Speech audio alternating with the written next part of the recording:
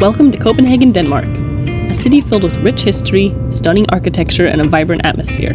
Join us as we explore this beautiful city. Once we dropped off our bags and freshened up a bit, we wasted no time hitting the streets in search of some two-wheeled companions for our adventures.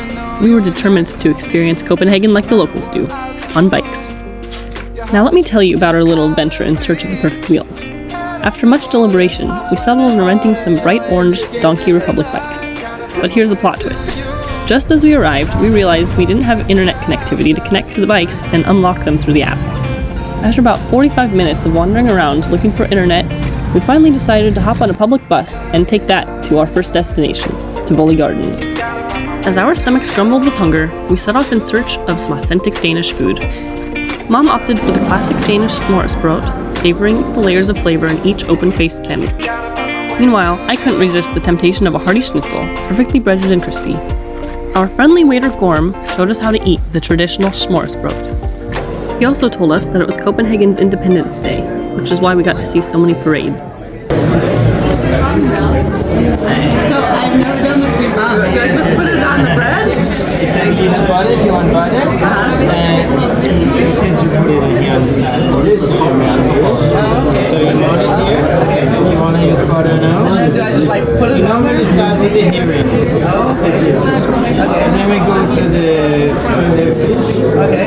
If you want the herring with curry taste, you can use a curry soy sauce. Okay. This one is like already the second. Then we have chicken salad with bacon. Danish meatball with pickle. And the pork roast with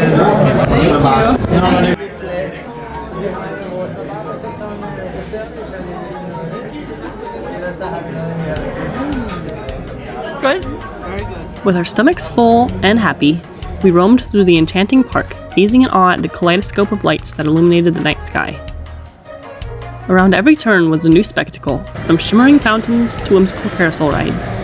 It was an evening of pure wonder and delight, creating memories that will forever live in our hearts. By the way, did you know that Tivoli Gardens is not just a theme park, but also a stunningly beautiful garden? Amidst the thrilling rides and vibrant entertainment, Tivoli Gardens boasts lush greenery, colorful flower beds, and serene pathways that transport you to a tranquil oasis in the heart of the city. Fun fact, it's the second oldest theme park in the world, dating back to 1843. This iconic attraction even inspired Walt Disney himself to create Disneyland. So whether you're seeking adrenaline-pumping adventures or a serene escape amidst nature's embrace, Tivoli Gardens has it all.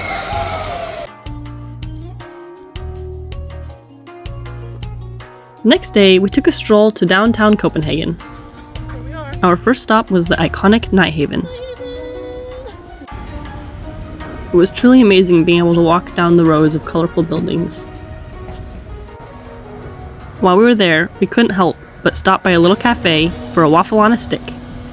It was really good. Once we finished our waffle on a stick, we continued our walk towards Church of Our Savior. Fast. I'm kidding. With curiosity guiding our steps, we embarked on the ascent to the top of the iconic church tower.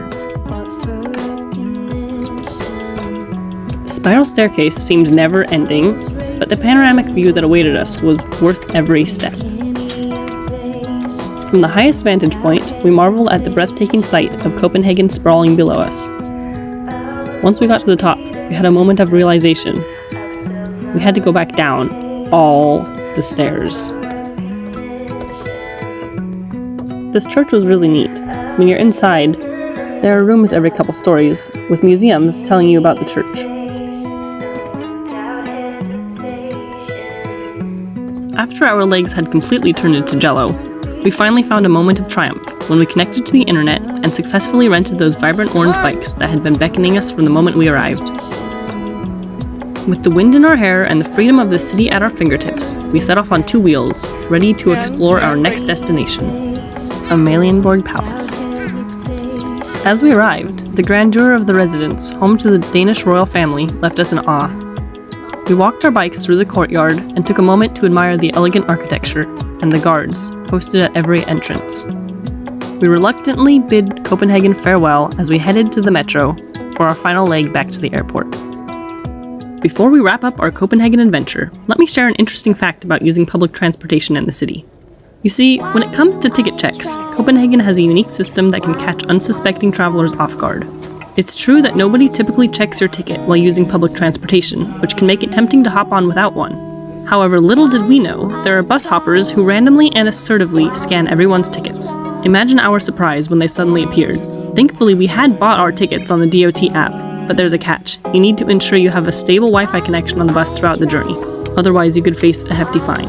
So learn from our mistake and be prepared. Grab a paper ticket from the airport or the bus driver to ensure you have a valid ticket to scan if the ticket inspectors come your way. Why do I try? If you enjoyed this snippet of our Copenhagen journey, give it a thumbs up. Drop us a comment sharing your own experiences, and make sure to subscribe for more exciting travel stories. Until next time!